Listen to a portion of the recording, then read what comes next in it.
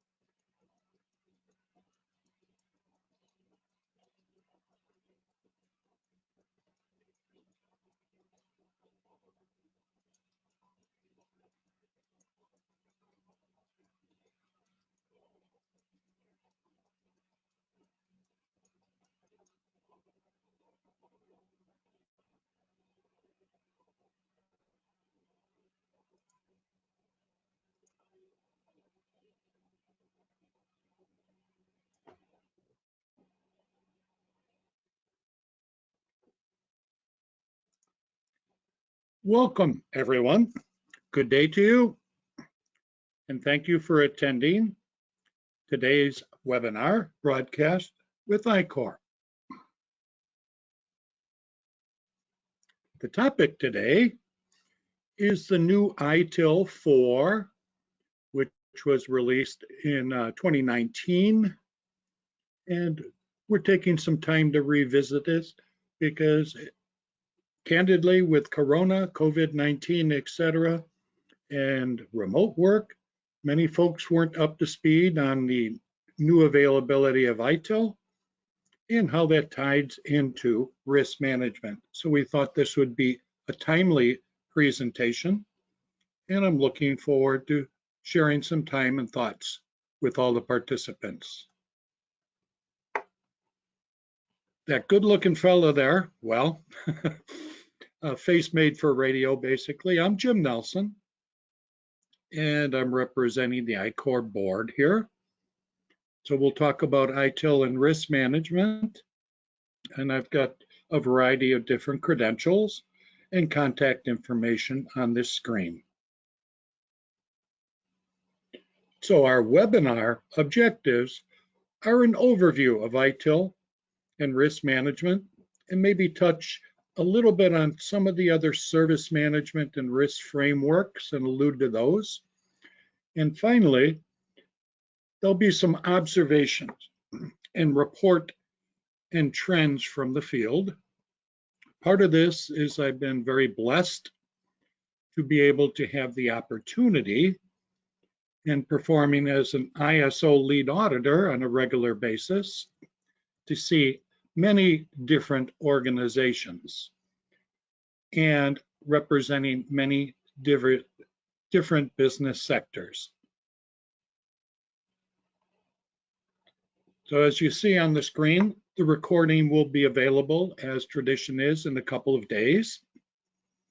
And if you have questions, feel free to put those into the chat in the question buttons.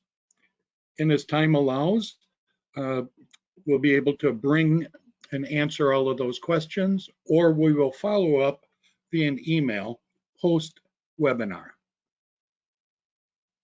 And again, a reminder, if you would like to get credit for a certificate of attendance, the requirements is listed below. You need to attend a minimum of 35 minutes. And then for you folks returning from other webinars, you'll receive a certificate and information of attendance shortly after the webinar is completed. So I'm going to stop this and do a quick poll. I have 3 polls built in here. And let me see if anything's going on in the chat real quick. Check on that. Looks like we're in good shape. Okay, so bringing out the polls.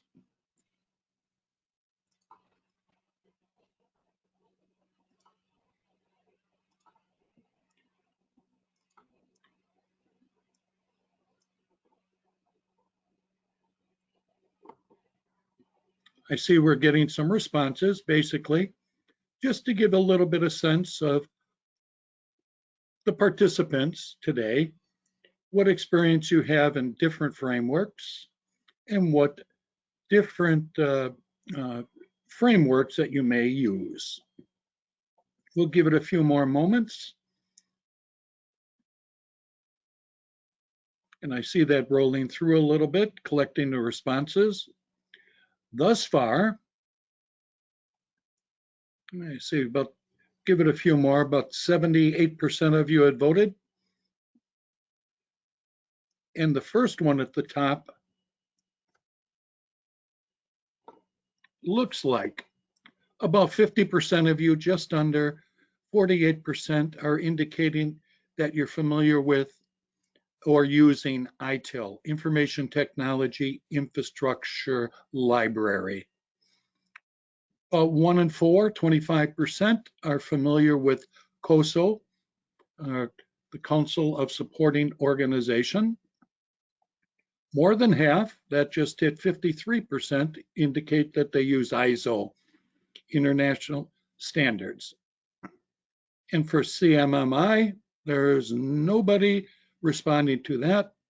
And there's 16% said, I have no idea. Give me 1 second to manipulate. And we will close that poll.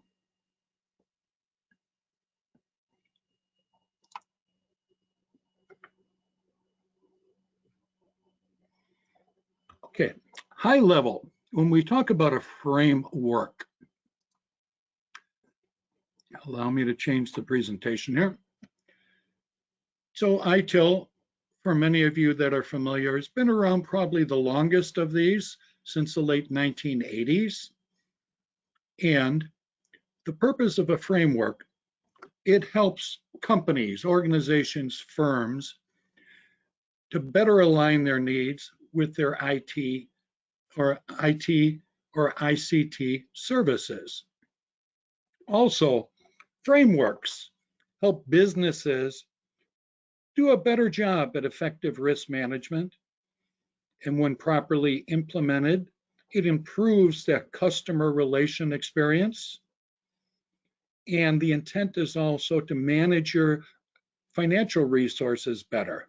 So better cost-effective practices, and also create a dynamic IT environment that is aligned with the business and can freely grow and evolve.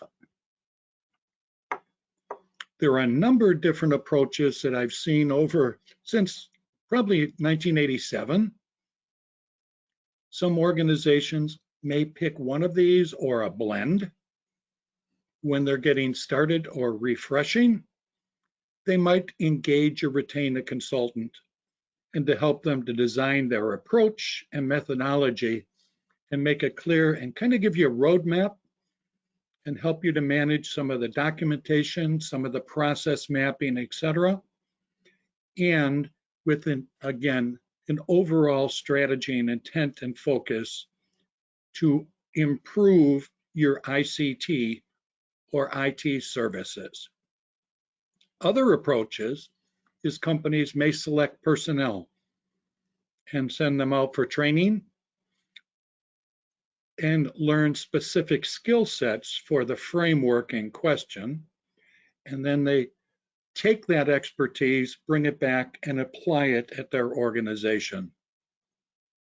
Or they may hire and recruit specific skill sets with their people to help on these frameworks. An early effort of a lot of the frameworks is really to determine how big it is, the scope and the time frames as it's implemented across the entire technical or ICT environment. Additional approaches and ideal, it gives you overall the ability to monitor, improve, audit, and report on the overall framework, and in many cases, a management system, alluding to that poll responses around ISO. And again, goals and objectives that are frequently published or communicated and shared during implementation.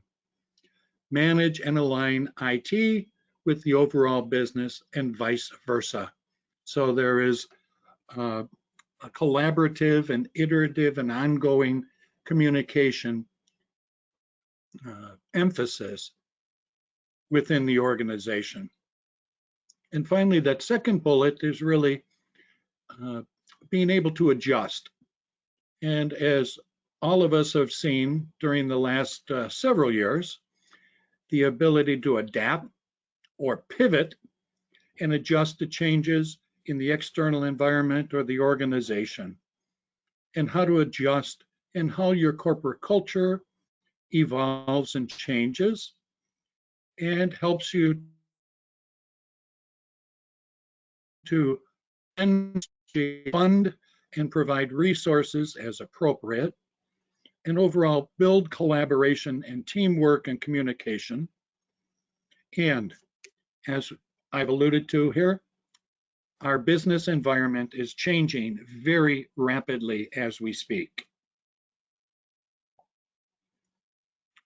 So on the terminology and focus areas, I'll just say et cetera, et cetera, et cetera, depending which framework or approach or methodology you use.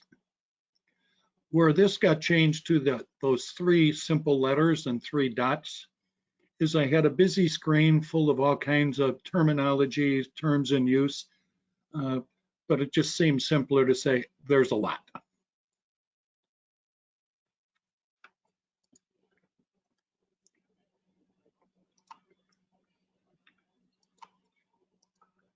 Hang on one second as we're advancing.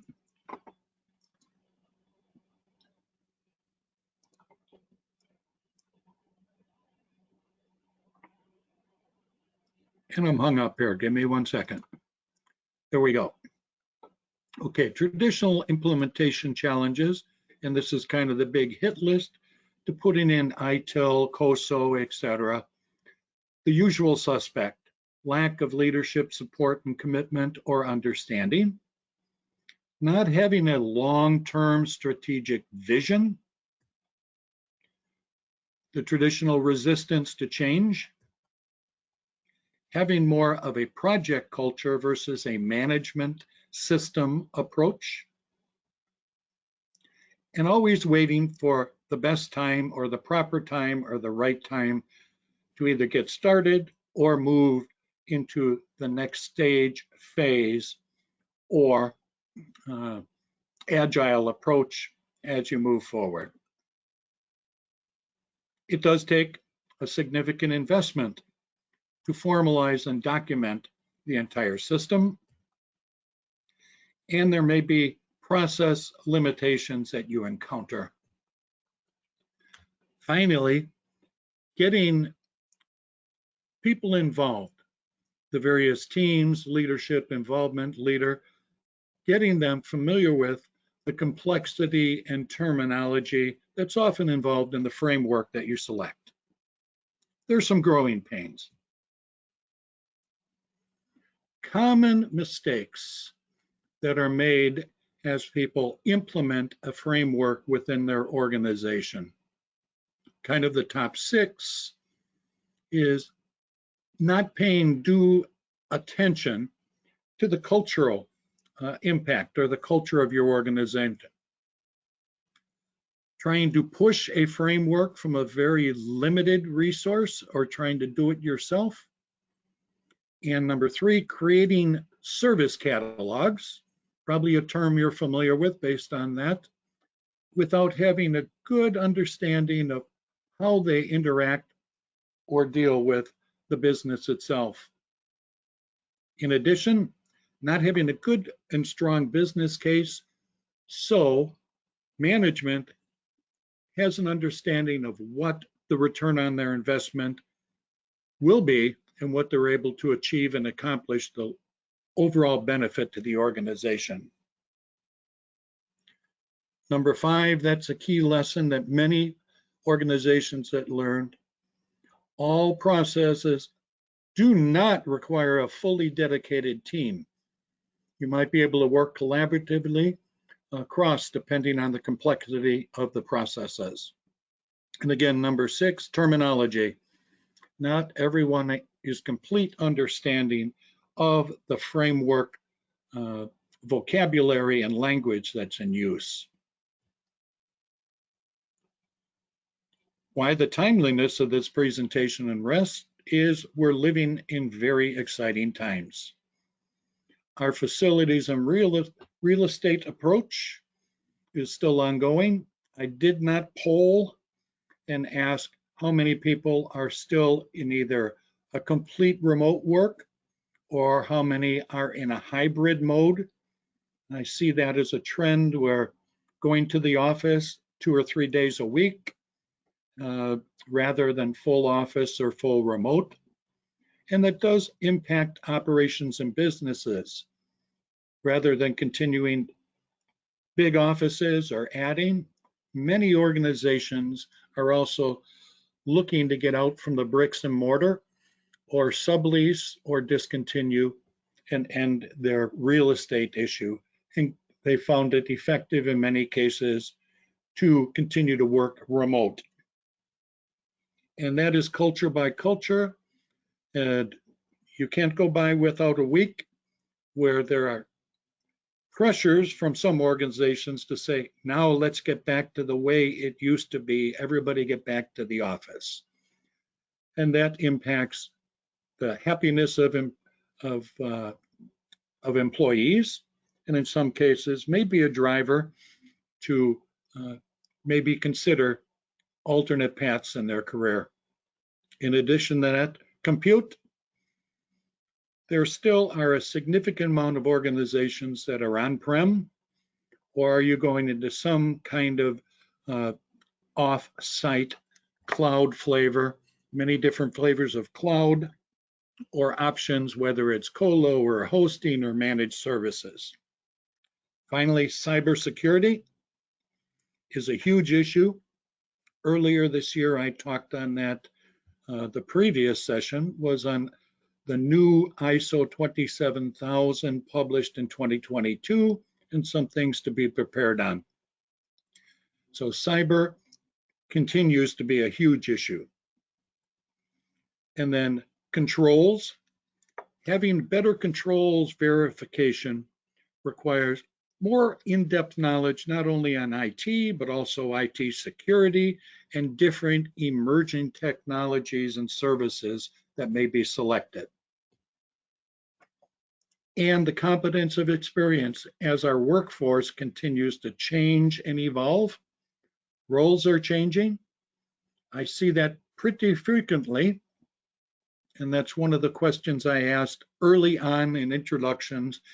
For example, if I'm doing an ISO audit, and that is how long you've been with the organization and any kind of previous experience, what kind of roles, and what do you do for fun? And I see it's interesting dynamics where, there are a variety of cases where you have a lot of long-term employees, but also a lot of turnover and churn has been accomplished over the last couple of years. I wouldn't say accomplished, has occurred. Yeah. So let's talk a little bit. I've got a few slides put together on ITIL 4, and I kind of call it an overview. And I'm not going to give the entire history of ITIL. You can Google that and look. And also at the end of this session, there are some sources that are cited to help you with that research. So the focus of ITIL 4, the upgrade, is on those 3 key words, on the concept of value and showing that value, cost, and risk, and taking a risk-based and value approach. They have changed some of their traditional and replaced it what is now referred to as the service value system, or SVS. And we'll have a couple of graphics and a few highlights for that.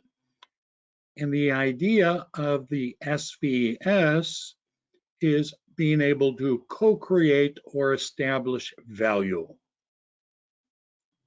ITIL 4 also has added 4-dimension model, and that's replaced previous models that emphasize the letter P. So the 4-dimension in the rework really look at organization and people grouped together, information and technology products and services, and outsourcing partners and suppliers, and the working relationship internal and external to your organization, and a focus on value streams and processes. I did extract a couple of graphics out from the ITIL 4. This is one of them, which is the service value change. And it drives from slightly different thinking. What is the opportunity demand out there? And as you work through the service value change, and we'll touch on that a little bit in the following slides, and how do you work through that value chain to accomplish and deliver that value. In addition, the second piece of that service value chain really gets into 6 basic activities. And you can see them noted in the bottom. And with the graphic, the first is to plan, which is at the 12 o'clock or high noon position in the graphic above. And the second is to improve your overall program and service value chain. And the improve is in the graphic above at the 6 o'clock position. And then engage is the third activity, which is at the 9 o'clock position. Then the fourth activity is the design and transition, which is at the center of the ITIL graphic above. And that's followed by activity number 5 is obtain and build, which is also on that block in the center of the graphic above. And then do deliver and support to those products and services delivering that value. There have been added now. ITIL 4 emphasizes 7 guiding principles. That was one of the criticisms of previous versions, that there was really not guiding principles and some other items were lacking. So the ITIL 4 seeks to adjust, update, and respond to not only that, lessons learned and to changing pressures in the business environment. So the guiding principles is a focus on value. Start where you are.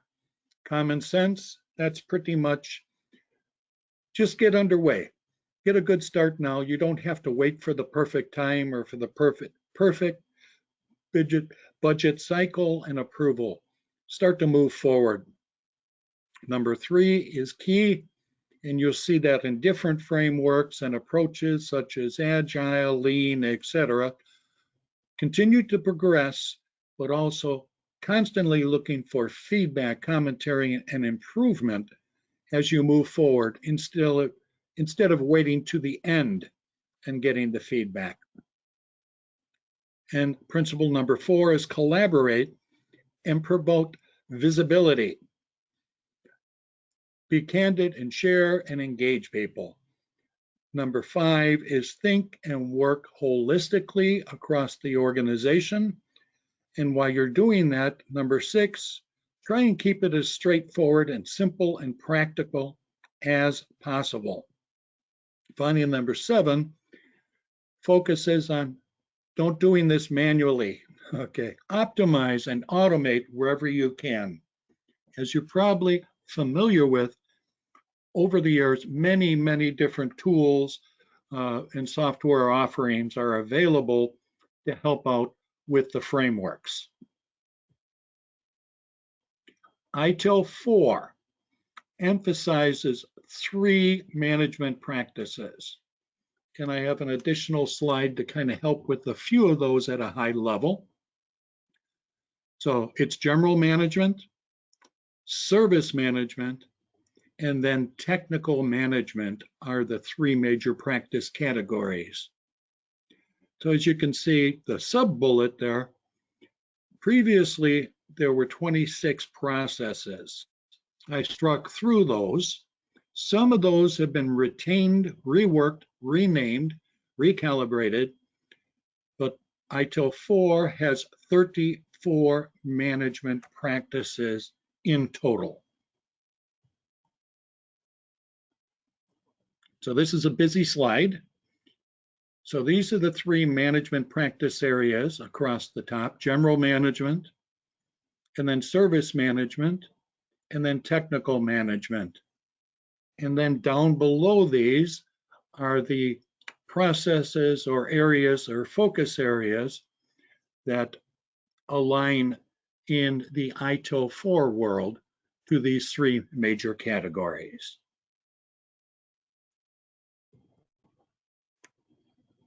I'm going to do a little bit of an adjustment now.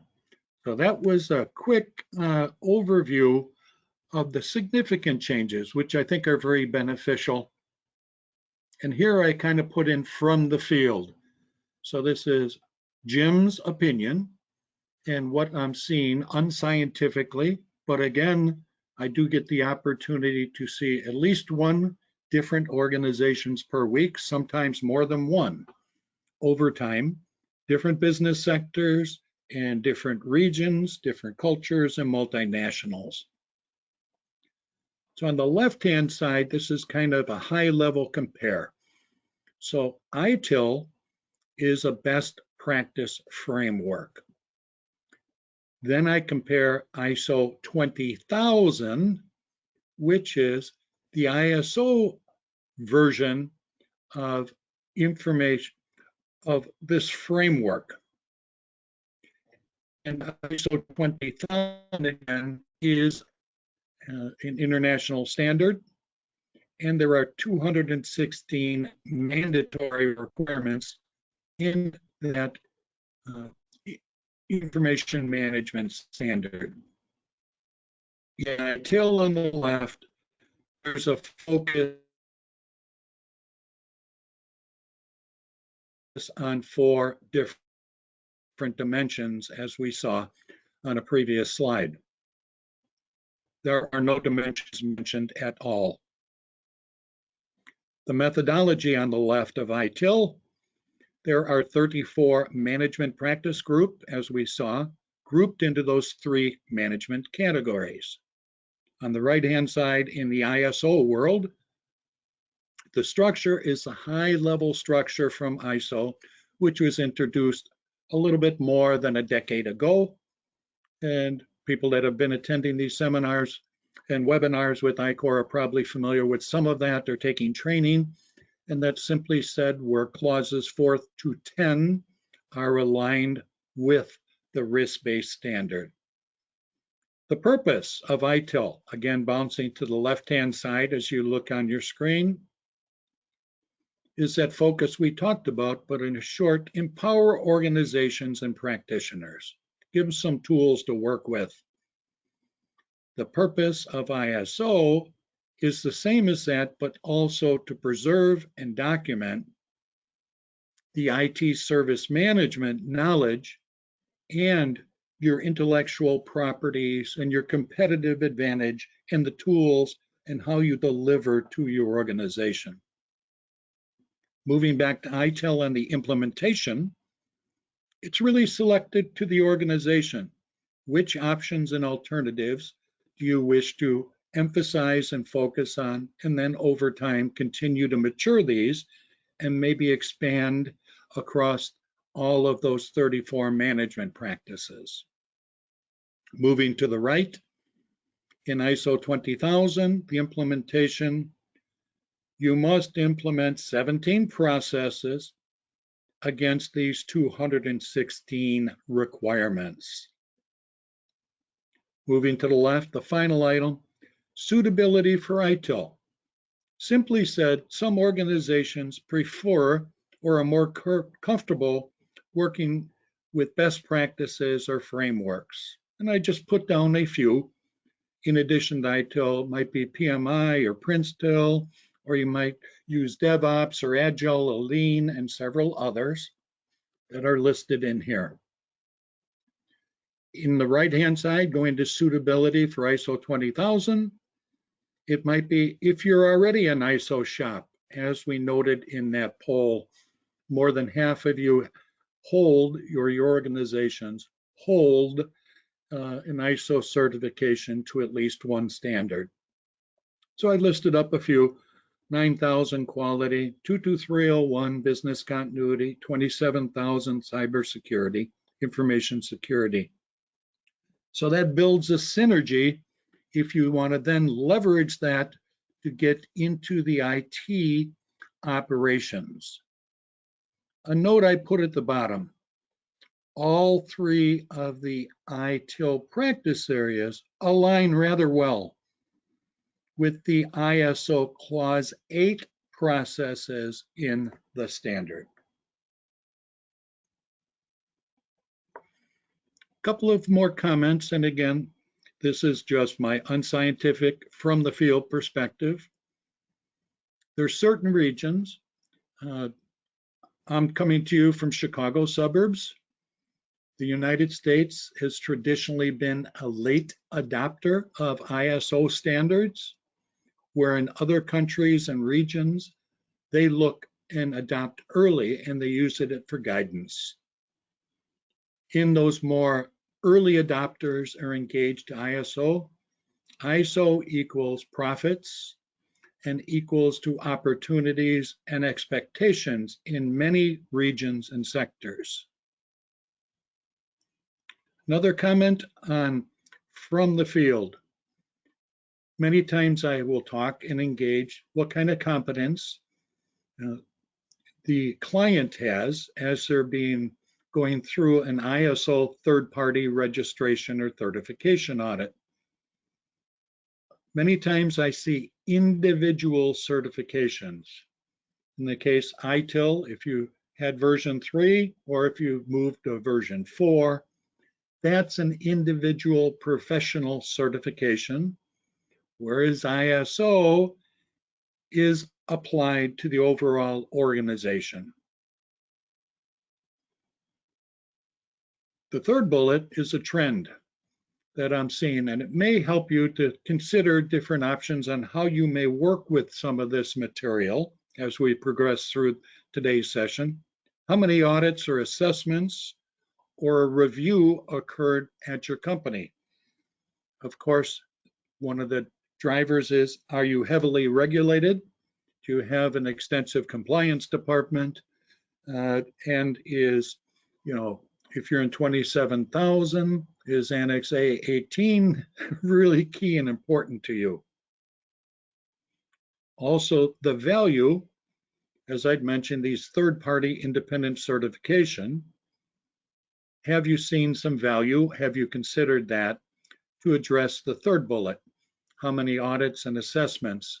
And can you get some benefit and some enhancements to address that? And again, management understanding and commitment, whether you're going to the ITIL framework or similar other frameworks, or whether you're aligning to an ISO standard or self-declaring, or if you so choose to go down the certification route to achieve registration in the certification. I did a quick comparison here, and I picked out Clause 8, and it's just a way to cross-map a little bit since ITIL 4 has been out a shorter period of time to the 2018 version of the ISO 20000. So on the left-hand side, and I'll just touch on this, but what this really means is ITIL's your best practice framework, general management and service management and technical management align rather nicely and strongly. So as you see on the left-hand side, if you're an ITIL shop or similar, architecture management, infrastructure and platform management aligns very nicely to clause 8.1. Whereas portfolio management, asset management, your service catalogs, and your service config management lines up very nicely with clause 8.2. Then your relationship management on the ITIL side, supplier management, service level management lines up very nicely with clause 8.3. Finally, on the ITIL side, your service financial management, and again, capacity and performance management, that aligns nicely to clause 8.4. Left-hand side, your change control, change management, change enablement, release management, service design, validation and testing, your deployment, and your infrastructure and platform management, and your software development. That lines up very nicely with clause 8.5, service design.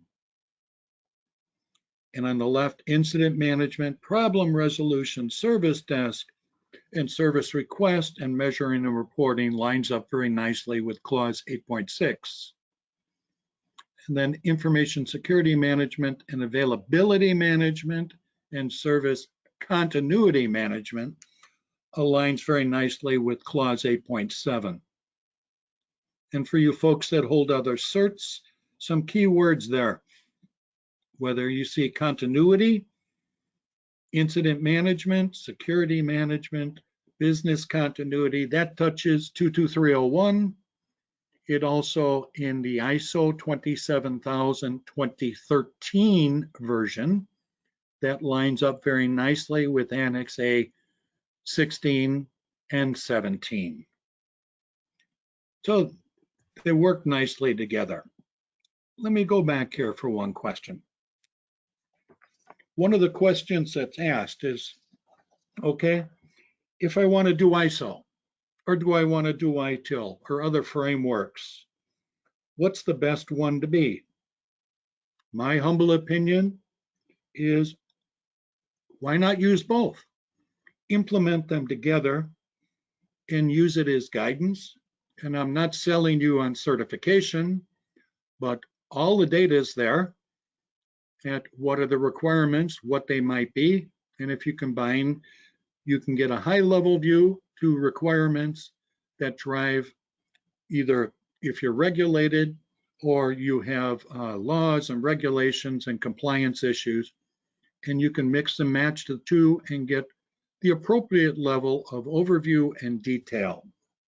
So it makes sense. Why not do both? So moving on, a few more items and comments again from the field view. ISO standards and their value. I was speaking with a professional where I had been his auditor for several years, and he had a change. You know, the company ran into some challenges and he would no longer work at the company.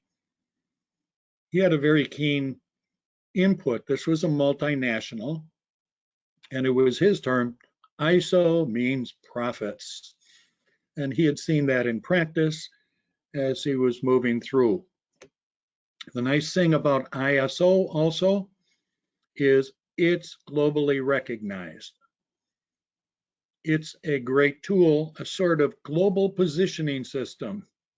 Where are you at? Get started. What do you need to be? And what are the requirements to not only get started, but to perform a gap analysis and figure out, you know, a path and strategy moving forward in the future. So you can use it as a reference tool, as a resource for mapping.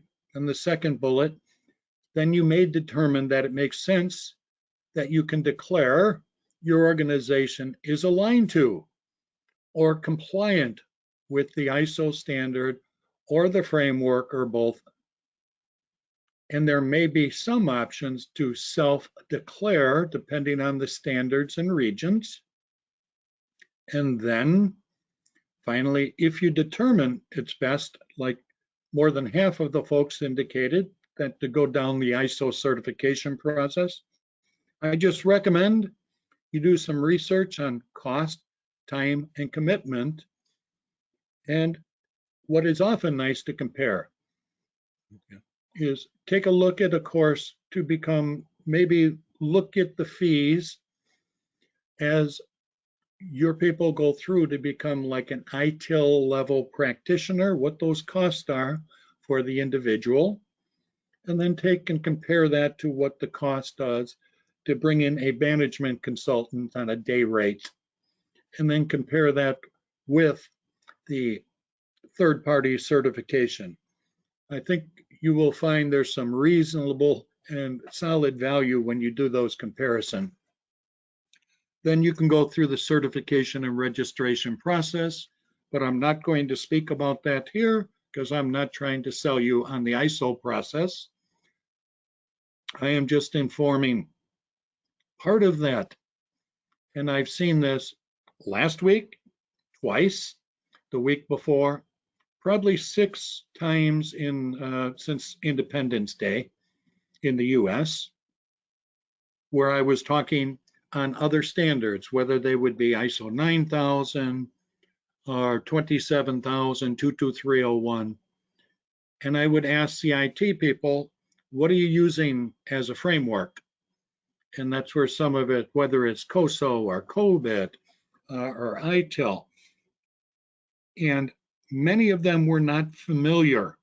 And this was heavily in this Western hemisphere with ISO 20000, which is really how you take the ITIL approach and framework, apply it to the organization versus to an individual.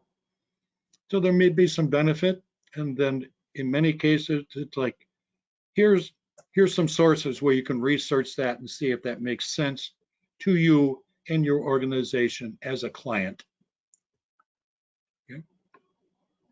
So again, many organizations aren't familiar with those options that we talk about, just buying the ISO standard or the guidance and using it as a GPS or an alignment for our map.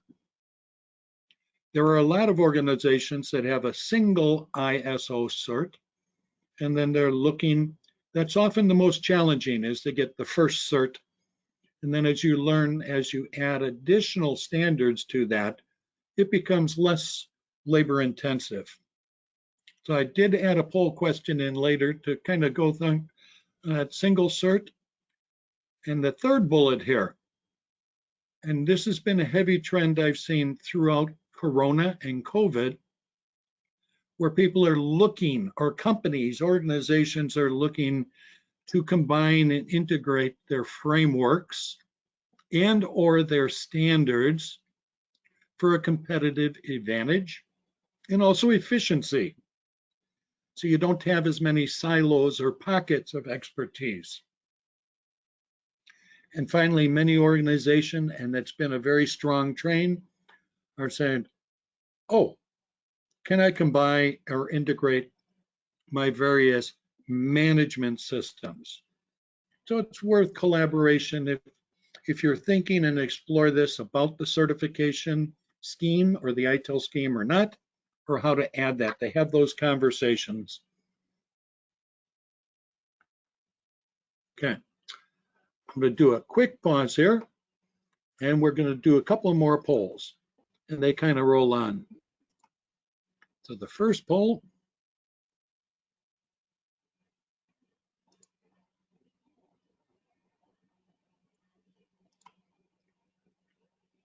okay, here we go. I'm launching the poll. We'll take a few moments.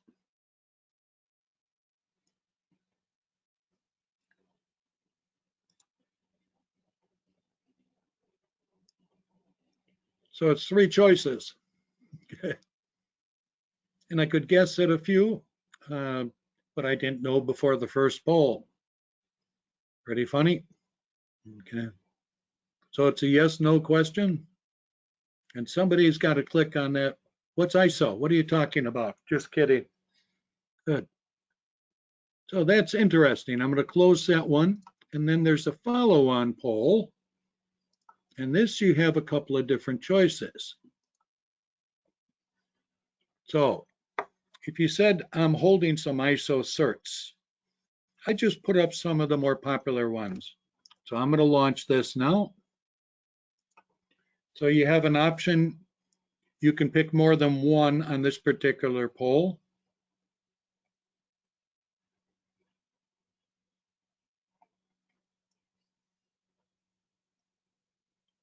So we're beginning to populate.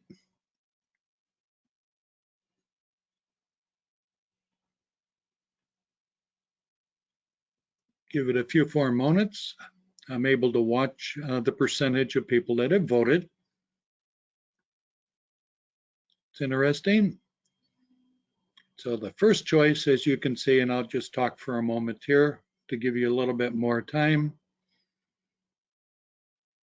According to you fine folks on this, you attendees and participants, well, 1 in 5 of you have more than one ISO standard. 1 in 4, 24%, have the ISO 9000 or the original quality standard, which has been around for about a similar duration as ITIL has. Interesting enough, both launched in the late 87s, 89s, into the 90s. About half of you, 45%, have the 22301, the business continuity standard. Excellent. And then about 50% of you have the ISO 27000 information security. Excellent. So I think as we spoke on, perhaps back in January, if you're currently certified, make sure you move with some speed as soon as possible to the 2022 version of that standard. The clock is ticking and you don't want to be caught in a traffic jam. And then ISO 14000, about 13%. So that's probably reflective. Excellent. I'm going to close out that poll.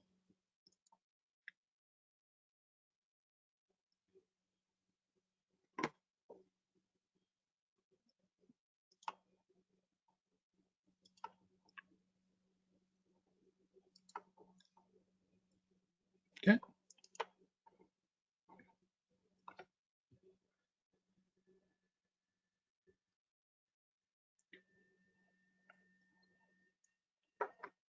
So those are the key points I wanted to cover.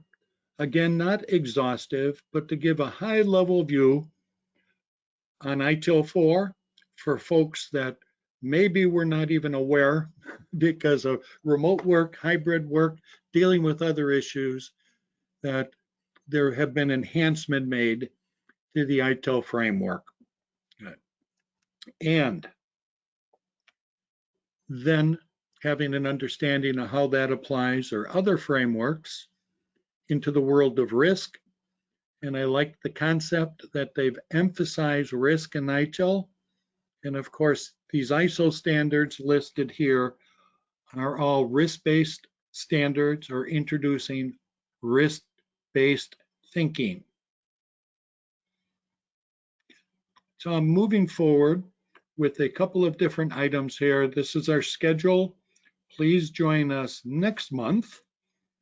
And how the facilities operation maturity models for data centers. That's intriguing. I'm familiar with a couple of the practitioners that have done that. I think you'll find that very dynamic. So that'll be in October. Then you can contact us or ICOR or Linda, a number of different ways. And again, I'll emphasize that. I also put in a couple of sources here, which you can then pick up. And I just use, to be kind of fair and impartial, I used Wikipedia for those looking for more information about ITIL. And you can go, in there versus going directly to the hosting, the source, or the owner organization. So if you're interested in ITIL, you can start there and dig down. If you're interested in what COBIT is, right, you can get a little bit more integration there. And then there's some capability models. We have also put some information in if you've been in previous sessions on, lean and what that means and the approaches in information technology, and some things on DevOps, and also not a bad article from the Avanti glossary on ITIL 4 also.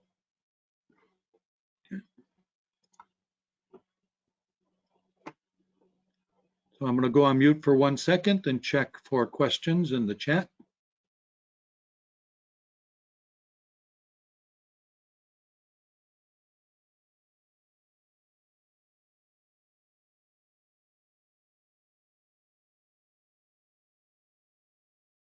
Yes, if I'm reading this question correctly, saying, are there benefits of this combining or integrated ISO audits?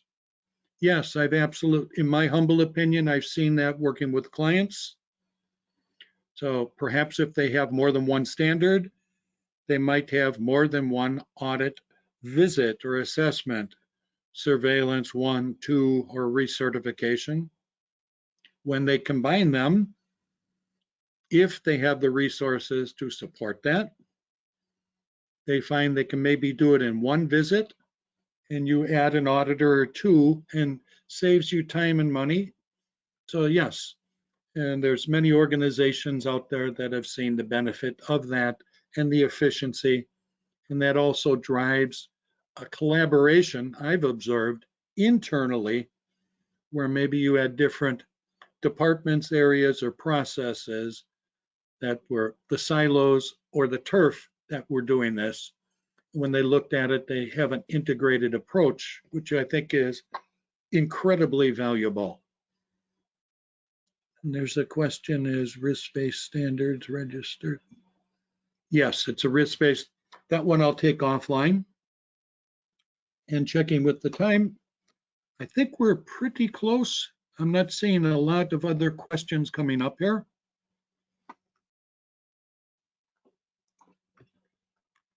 So thank you for your participation. And again, on the rules, I'll go back with a couple of things. Feel free. And I think since ICOR started in 2005, I'm not sure how many hundreds of times that I've said this.